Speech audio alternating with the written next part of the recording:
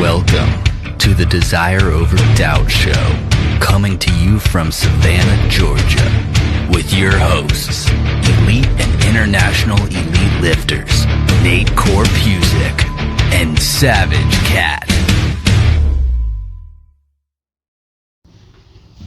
Hey everybody, welcome back to the podcast. I am Nate, and with me is Savage Cat, as always. And today we're going to get you guys caught up on a lot of stuff that's been going on. It's been a while. We haven't had the podcast out for a bit, and we're going to explain why. But we are back, and we will be producing every week again. So a couple topics we're going to go over today is we're going to talk about some life changes that we've made and different things coming up over the next year, a few months at least. And then we're going to discuss a little thing we call the grass is always greener. And you might have heard that term thrown about your life here and there, but we're going to dive into it as it pertains to powerlifting and strength sports in general. Yes, so just to kind of dive into it, let's talk about some of the life changes that have happened in the last few months since we have kind of put the podcast on the back burner a little bit. Yeah, we had to put it on the back burner. We ended up getting really busy. We actually ended up closing the gym, and there is no longer a gym at 213 East Broad Street in Savannah. And that decision was made for a plethora of reasons, none of which are financial based. So we do kind of want to make sure that that's not doesn't get marked as like a failure for the gym community, because that's not what it was. We just decided to kind of move on and expand our other empires, as it were, and try and grow our other businesses and focus more on the lifters rather than trying to appease the general public. Is that fair? Yeah, that's really how I see it too, is a shift in personal values. Not that we don't personally value the gym, but just in having to take a step back and say, okay, what are the reasons that we started this business? And a lot of the reasons that we started the business in the first place were because we love to train. Obviously, we love to train. We love to train others. We love to help other people. We love to coach athletes. And we really wanted to provide a space that was safe and that had everything that a competitive powerlifter would need, so they could have as close to a platform experience during everyday training as possible.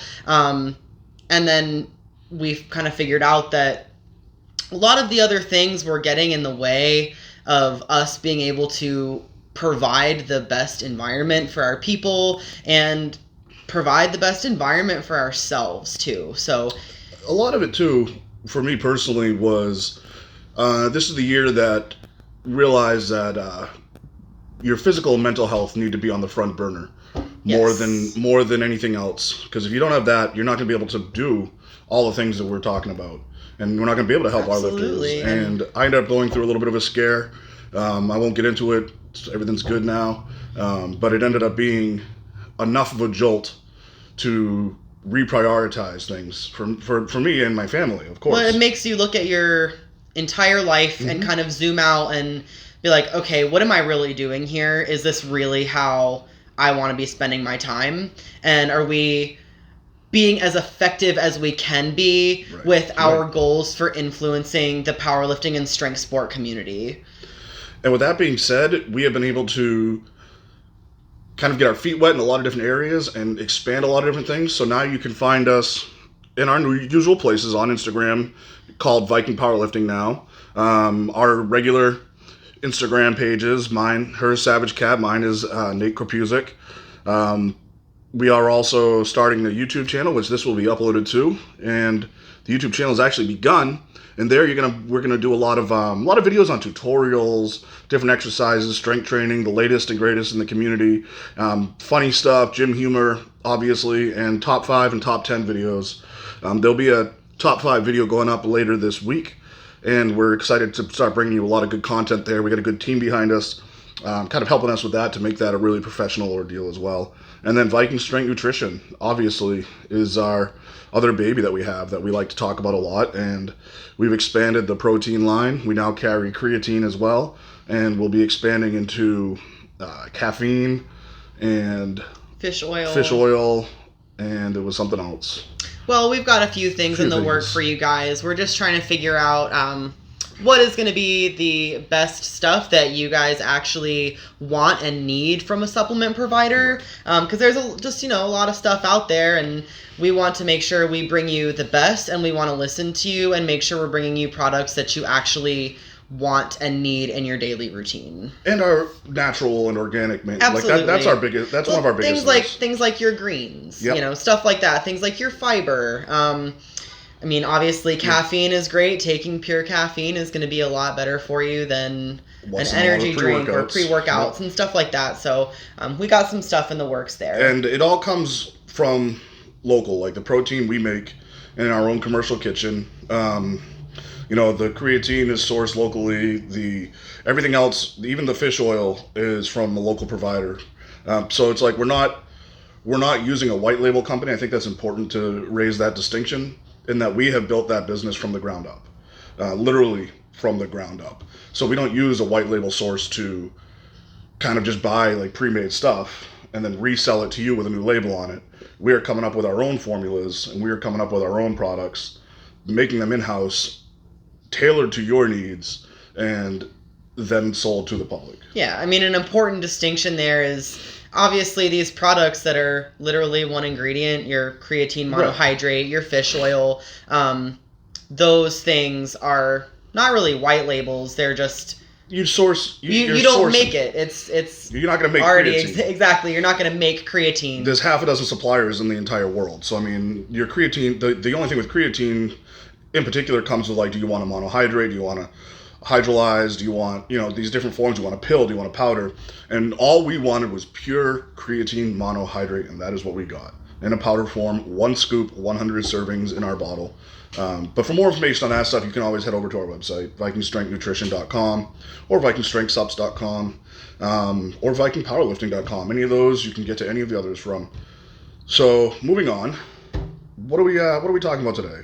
Today, we are talking about the phrase, the grass is always greener. I'm sure every single one of you listening to this podcast has heard that phrase at many points during your life, and it can really be applied to anything. So today, we're going to talk about it in the context of athletics and specifically strength sport training. I like to relate this. I think a lot of people, when they hear the grass is always greener, like one of the things people think about is like their job. And I think something that you're seeing about a lot nowadays, you're seeing a lot happening nowadays, is people that are doing a lot of job hopping. They're going to different companies, or they're going to different jobs constantly, and thinking that the same shit won't exist somewhere else. And it will. And it's just, is the grass really greener? I think is the philosophical question eventually that you have to ask yourself. But more specifically, what's our first topic? Our first topic is coach hopping. This is probably the largest way that I see this in the powerlifting community is... and it's a touchy subject. It is a touchy subject, absolutely. People will work with a coach for a short period of time, and if the coach is honest with them or realistic in terms of setting their goals, or they don't bend to the whim of the athlete, then the athlete may go and hop to another coach, not understanding that every coach, everybody's got a little different style, because we all have different experiences and different things that we have learned. But if you're trying to get stronger, you have to use linear progression. You have to use progressive overload. These are just things that are going to be very common staples, whether you're powerlifting, Olympic lifting, bodybuilding, Absolutely. Whether you're a fucking strongman or just somebody who wants to work out at Planet Fitness and just work on functional strength. You have to have that progression. Otherwise, you have nothing to compare it to. Absolutely. And you're not actually overloading your muscles in any way, shape, or form. And what that usually comes down to is practicing certain movements multiple times throughout a training cycle. So, you might, let's say it's incline bench press. You're going to be doing different weights and different rep schemes to continually progress that movement. Right. But if you just randomly do an incline bench press and then that's it, you do it one time for 1 week, you're not going to really reap any benefit from that other than just I exercised, and it's good for me. And there is there's an avenue for that if you're not actually trying to gain strength and absolutely, stuff. Absolutely. There is That's not what we're talking about. That's not what we're talking about. And it's a touchy subject because, I mean, we've seen it. We've had people come to us, and we've had people go to other coaches, and sometimes it's a legit reason, whether somebody moves or they can't afford your services, or, they just, sometimes you just want to go, you change as a person and you want to try something different. And yeah, you want sometimes to it's just not a good fit. And that's fine. That's not where we're going. That's not really what we're going for. What we're talking about is people that would probably be better off just writing their own program at this point, because it seems like that's what they want to do. A lot of people will try and demand of the coach and tell them exactly what they want to do. Yes. But in reality, that's not how it works. Well, that's different than having an open dialogue about Correct. things, and that is an important distinction. Is if you are working with a coach, or you're a coach who works with athletes, we happen to be in both of those types of relationships. It's very important to communicate with your coach, like, hey, this is maybe some stuff that I'm missing, or would it be possible to do something like this? I mean, for example, right now, I'm not competing for probably 4 more months or so. I really love strongman stuff. I love strongman implements. Am I going to completely ask my coach to change my program so I can train strongman? No, but maybe doing like an overhead variation with a log or something like that, or a yoke carry to help with my core. Things like that are different than saying like, well, I want this, and this accessories, and I want it to change this often, and this is the variation that I want to do for this lift. I mean, they basically just wrote their own program. They did, because they're not taking into account the reason that they hired the coach, which would be to see what they don't see and potentially see the longer term than just right now. That's the nail on the head right there. The coach generally sees the larger picture. And I think, like, when I think of a lifter, and again, we're going to get into like talking about the different kinds of lifters and stuff, but when I think of like a career lifter or somebody that's in this for the long haul, I'm looking at their entire career as first, and then I'm narrowing it down all the way until I get to the training block that I'm in. But like what are our 3-month goals, 6-month goals? Where are we competing this year? What are we doing? Where are you at right now? What are our injuries like? And you're going to take all that into consideration. We're going to look at the big picture. And I think what you just said hits the nail on the head. I think people will get wrapped up in like, maybe they saw our YouTube video and they want to just do this. They want to do these exercises because they think it worked for that other person, or social media has done a lot of damage to this sort of thing, in my opinion. But they try to get these other exercises. They try to demand like, okay, well, I want to do this, this, and this, and it's like, well, we're looking at a different picture than you are, and we don't want to give you that whole big picture yet, because it's going to be overwhelming. And so your coach is there to make it more understandable in your training block that you're in now. I mean, if you try to give somebody the complete layout between day one and, competing in a nationals competition, they're going to lose their mind. So you have to kind of break it down. And it has to be done for me as well, like as an athlete. And I just feel like a lot of people don't understand that. And so they'll end up going with somebody who either will just listen to them and just take their money and just feed them back whatever they say, or they'll leave coaches out completely and just go with program buying online, and then that when they get the program, they're replacing stuff that they feel like doing. I mean, I see that all the time. I see people that'll download a program and then they change half the exercises in it anyways, and it's it's too bad. It's a shame. But the coaches out there, and people know these coaches. There's more than one way to skin a cat. Absolutely. But somebody who leaves us and goes with another coach, if they're a good coach, then yeah, they're still going to do right by him, but this person will probably get, this person A, we'll call him, will probably get fed up eventually with that as well, because a lot of people just want you to agree with what they say, I guess is what I'm getting at. Absolutely. And that, like, to kind of go off of that, a lot of people don't like it when you give them constructive feedback. And that can also lead to things like coach hopping, like, oh, well, you told me that we need to work on this aspect of my squat, and you're giving me the tools to do that, when it's like, yeah, I want to help you fix these things about your squat so your movement is more efficient and you're less likely to get hurt and you're going to be stronger. And we're also training athletes to be competitive, so above all else, your lifts have to be legal. Yeah, technically, they have to be technical. They have to be legal and technical. Do they have to be absolutely perfect? Perfect doesn't really exist. No. Everybody's squat, bench, and deadlift is going to look a little bit different, maybe a lot different. It just depends on the person. But totally if you're not the kind of person that can handle constructive feedback, then you are going to find yourself hopping to different coaches a lot, or to eventually say, well, I don't need a coach, I'm going to do this myself. Which some people that works out. Some people can. Hey, I was my own coach for several years. There's nothing wrong with that. It's just, I hate that we have to like, and nowadays with these podcasts and stuff, that we have to even like say like, yeah, this is the way it is, except for a few people, because otherwise people will get.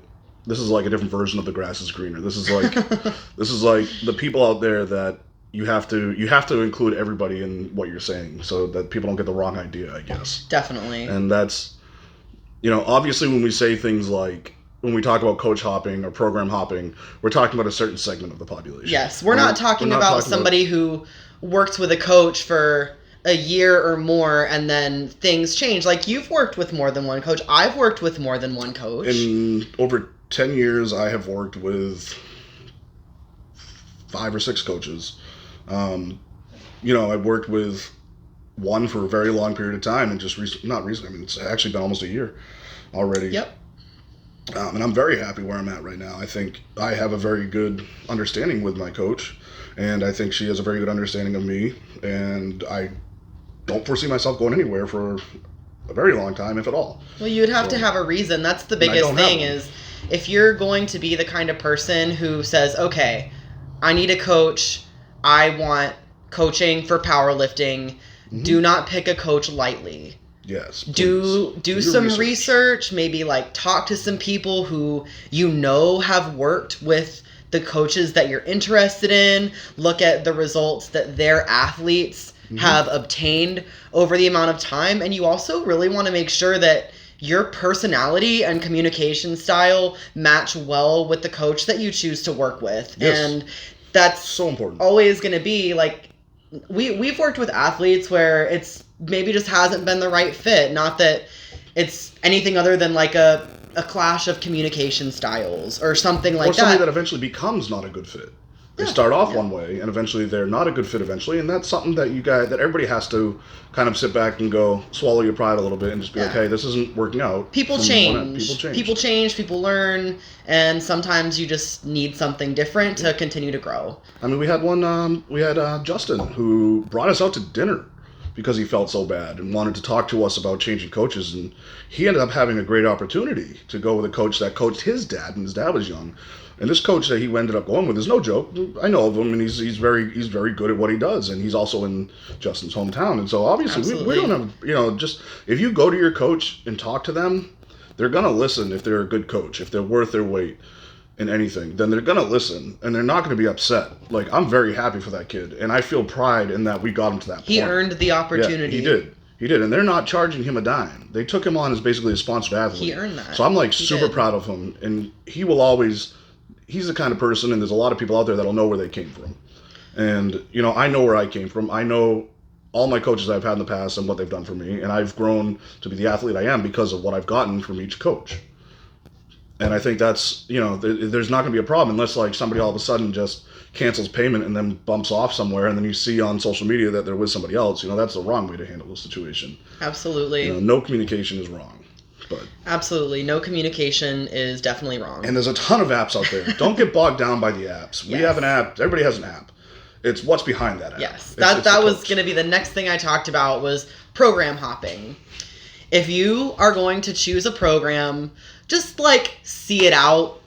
See it out and really try to follow it to determine whether or not you are going to reap the benefit from it. Are you going to like it? Maybe you learn some new exercises, learn some different rep schemes, modifications, stuff like that. Mm-hmm. There's always something that you can learn from a quote-unquote canned program, or something that's maybe like pre-written, but usually these programs that are pre-written come from good coaches. Yeah.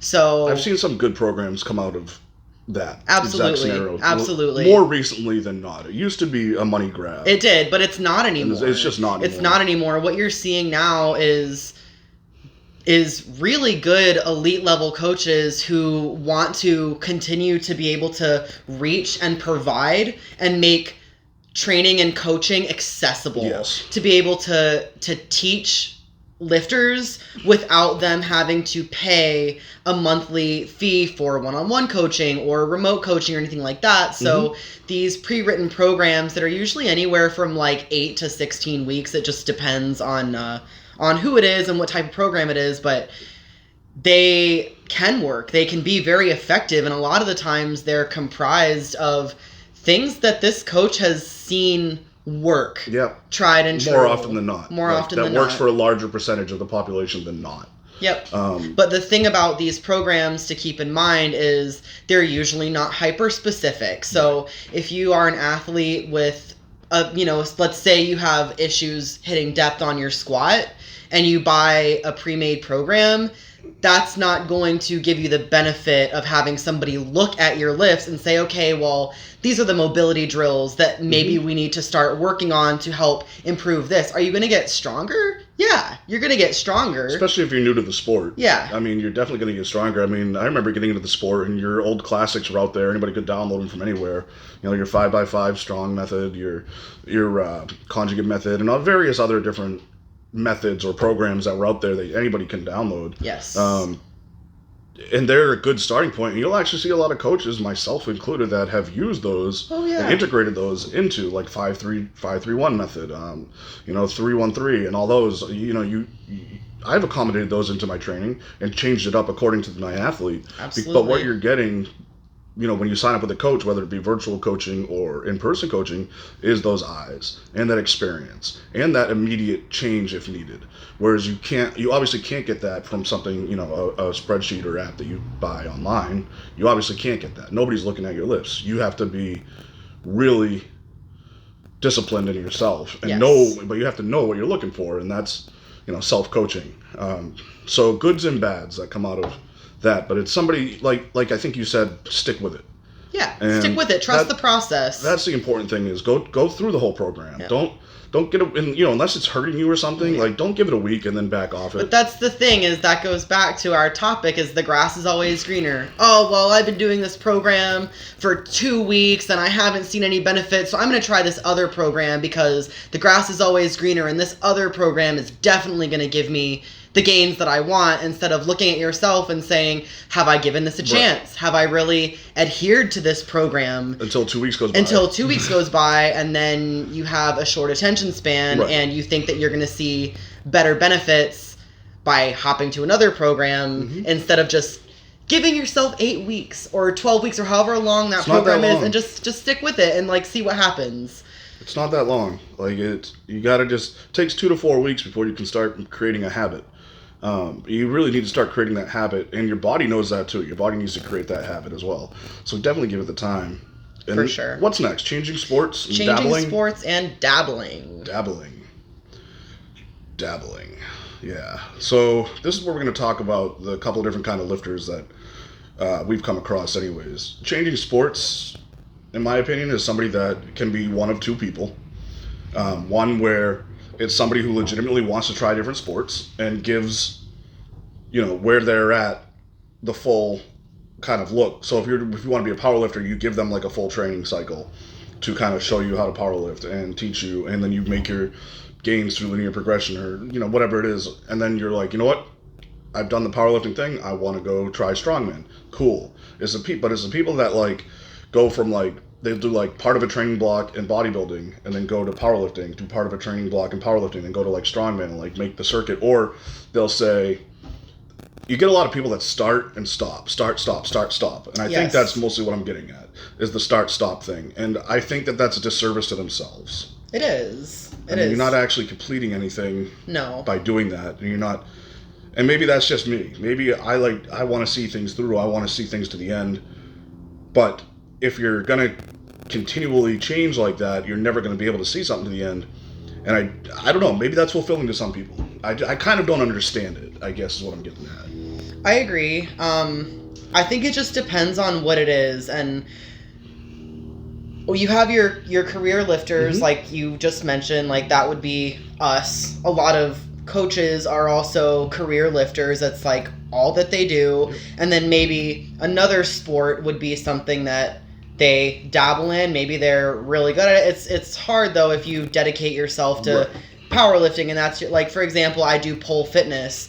I'm very much a dabbler in that. I don't ever expect to dedicate my life to that like I have to powerlifting, but I know that going in. Sure. It's a little bit different if you're like, oh, well, I want to go to one class every 2 weeks, but I expect to be at nationals next year. And that's expectation. And that is unfortunately what we see a lot in powerlifting is these super new people come in and they're like, oh, well, I want to go to worlds. Like, okay, well, you have to earn that opportunity, right? That's great, but you got to earn it. Yep. I mean, like you want to go to the Kern US Open, you have to earn that. It's going to be a while. Yeah. They're taking only the top 20. Absolutely. So, you have to earn that. So top 20 in your gender is all they're taking this year, and that's out of everybody, everywhere, in every league, via dots. So if you're a dabbler, either way, it's just not going to happen for you, plain and simple. It's just not going to happen for you. It's not going to happen. So something like the Kern is not going to happen for most people, and I'm not saying it's unrealistic for somebody to say, I want to go to the Kern. I want to go to the Kern. Yeah, I'd like to go to the Kern. Absolutely. But realistically, we're not going to make it there for a few more years. And so start with your local meet. Get your feet wet. Do stuff like that. Don't, I want you to have that ambition. I want you to want to go that far. And you definitely should hold on to that as a goal. But you also have to break down the picture for yourself a little bit too. Yeah, I mean, short-term goals versus long-term goals. Start getting your platform experience. Start seeing, maybe compete in like a couple different federations and see what the vibes are like. And there are small rule changes from federation to federation. So learn yourself and see what you like, and then there's a lot of politics between federations. Yeah, a lot of politics. We'll get into that in another video. But if you really like the sport, don't quit. Don't just dabble in it and be like, oh, well, that was fun.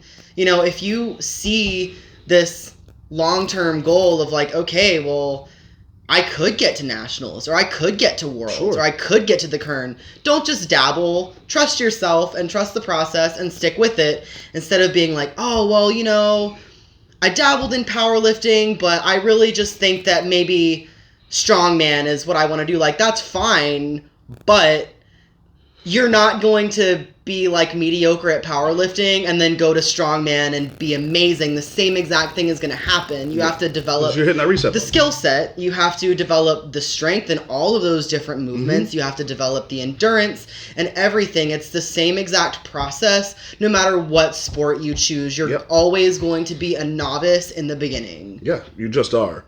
And I think where a lot of people get discouraged is they think they should be lifting a certain amount before they even get on the platform.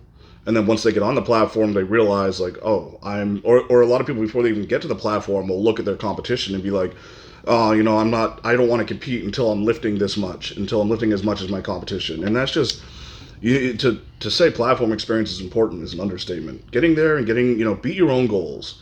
The first person you're competing against is yourself, always. And then when you get on that platform, don't even think about the other people. Don't think about the other numbers. Think about yourself and that lift. And that's it.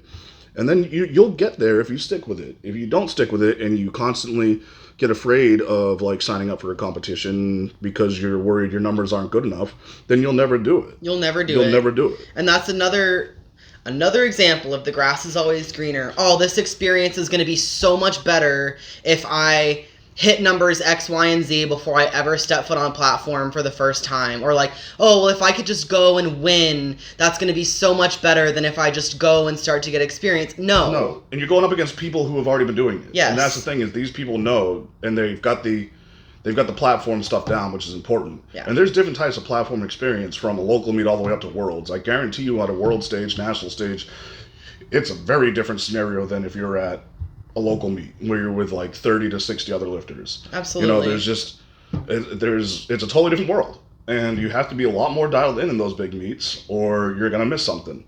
They're not going to coddle you. They're more apt to coddle you in a local meet and answer questions and help you get to where you need to go. In a national world level meet, they're not. They can't even answer questions at some levels. They cannot. And they are not going to be there to hold your hand, which is why you need that platform experience to just make everything second nature. Yep. And that kind of rolls into paying your dues. Yep. A little bit. Paying your dues. Paying your dues. What do we mean by paying your dues? Well, I'm going to talk about the sport of powerlifting specifically because I don't have the eyes into the world of kind of like the backstage happenings with other sports, but I do with powerlifting. And this means that you should always pay your dues. If you're going to be a serious lifter and you plan on doing this for a long time, and even if you're not, get involved with the community of powerlifting. Get involved if you've chosen USPA or WRPF as your federation or whatever federation you go with. Volunteer, help out, get in there, spot and load. You might actually really like what's going on and like helping and want to do more of it and then get more involved by becoming a coach yourself or becoming a referee or doing something like that. And it could lead to good things. I mean, that's like the exact path I took. I started, spotting and loading and helping out at meets, and I did a bunch of them. And then I said, well, I'd love to become a coach and referee, so I did that. And now I get to go and referee at competitions, and I love doing it. And it's a way that I can kind of give back still. And I think paying your dues is exactly that. You should not, every time you get on that platform, you need to understand those people are volunteering to be there. So when you get up there to make your lift, those people are volunteering their time to be there for you. And if the opportunity does arise, you should volunteer your time. And that's just black or white. And also taking the time to learn why it's so important for these people to have a vested interest in keeping you safe and loading your bar correctly and stuff like that. It's just not really something that gets talked about a lot, and especially in this like new generation of lifters, there is an extreme lack of understanding in how much teamwork it takes to make things happen. Yeah, it's absolutely true. Not just like, oh, USPA is coming, is this just this one thing, and just USPA is doing this meet. No. A lot of the times, these volunteers are coming from different states. They're driving for hours. Especially large meets. Especially large meets. I mean, and not to mention, like, your state chairs have to travel for competitions all over the state that they're the chair for. For sure. And then you get into national level meets, you got people coming from across the country. Absolutely. And they're volunteering. They're volunteering. So a lot of the times, like, these guys, it's very, very uncommon for them to get paid or to even have their accommodations paid for because they want to do it to help perpetuate the sport. And you are seeing more of that now. You're seeing much more of that now than you used. It used to just be, hey, you're here, thank you, that's it. And now there are definitely meet directors out there, and that's what people don't understand is it's on the meet director to offer those things. They don't have to offer anything, but they try to. And as meet directors ourselves, we try to offer what we can. But not every meet director can do the same thing either. If you have somebody that does go around and puts on meets all the time, and that's their job, they're going to be able to do more. So they might pick up your hotel accommodations or something like that. But that's not the point. No, the point is, no matter what sport you go to, it's kind of expected. It is. And I'm talking about the referee level. I'm not talking about like spot and loaders. I mean, there are some meet directors out there that will pay your spotters and loaders too. Yeah. And a lot of them. I mean, most of the spotters and loaders I've seen have been happy for lunch and a shirt or something like that. Yeah. And that's good. I mean, because they realize they're paying their dues. Yes. And they're learning. It's a learning curve. There's a learning experience in it, and it'll make you a better lifter. Honestly. It will. In the end, you'll be a better lifter because of what you've done up there. Because you get to see a lot more. You get to see the behind the scenes stuff that you wouldn't normally get to see. So I think it's important. Pay your damn dues. Don't think you're better than anybody else. Yeah. Everybody's done it. Everybody comes from a humble background, and if they don't or they tell you they're not, then they're lying. So pay your damn dues. Get up there, spot and load. Help the community. Help yourself. Help your teammates. Help everybody. It's really important. And you just understand don't see enough of these days. that even if you go to a different strength sport, all of these require very similar things to kind of go back to the grass is always greener. Maybe you're listening to this and thinking, well, I don't want to help with this sport. Maybe I'll try strongman. Okay, well, same thing. Most of those people are volunteers. Those directors are volunteers. The referees are volunteers. The people who load the weights are volunteers. I mean, similar things with Olympic lifting, similar things with bodybuilding and stuff like that. It's a lot of these sports rely on volunteers and people who want to help to perpetuate the Yeah, sport. I agree. And now, so that's paying your damn dues, and also you need to support the sponsors and stuff at these meets, or else you're not going to have meets. The sponsors that you see at these meets that have spent a lot of money to have their name on like a background or have a table there to sell their products, support them. They're mostly local people, and Yeah, or within the state. They may have. Yeah. I mean, we've traveled to We've done- Atlanta. we've done dozens We've of traveled to states in the southeast region just to sell Viking Strength Nutrition Yeah. and get our brand out there. And these people travel far. They get there early to set it up, Mm-hmm. stay late to break it down. but they're putting their money into the sport. They're saying, okay, well, this is a worthwhile investment for me, so support them, and or else they won't come back and they won't do it, and then the quality of meats will go down, or there won't be meats. There won't be as many meats because otherwise the meat director has to come up with the money. Yeah, it costs a lot And of it money. costs a lot of money to do these things, and it's not easy to get that money back. I mean, you always hear meat directors say like, I never make a profit on it. Man, we haven't broken even on any of It's them. hard to make a profit on it unless you're somebody who does it as a career. Right. And Your there are career people that is do. meat directing. And there are people that do, and you know what? And thank God for They're those really people. good. Yeah, Thank they're God. really good. Your Robert Kellers, your Rich Ficca, your Gary and Trisha Emmerich. That's the southeast area, but they're all awesome meat directors. And we are so lucky to have people like that in our area of the country because they put on great meats, and that's what they do. So support your sponsors, and you can do that by going to vikingstrengthnutrition.com and buying our supplements. Or if you're interested in online coaching, virtual coaching, go to vikingpowerlifting.com, and everything that you need to know is there. Follow us on social media. Follow our podcast. It's always available on every major platform. And our new YouTube channel, The Viking Inside, that started just a couple days ago. Make sure you go on YouTube and check that out as well. What am I missing? I think that's it. That's it. Thank you guys for tuning in. Sorry it took a few more weeks to get here, but we're happy to be back, and we're going to be doing a lot of fun stuff for you guys coming up. So make sure that you subscribe to the podcast if you haven't already, and make sure you stay on top of it, and you'll get all the latest and greatest information from us that we can offer to you guys as we get it. So thank you for tuning in. Bye.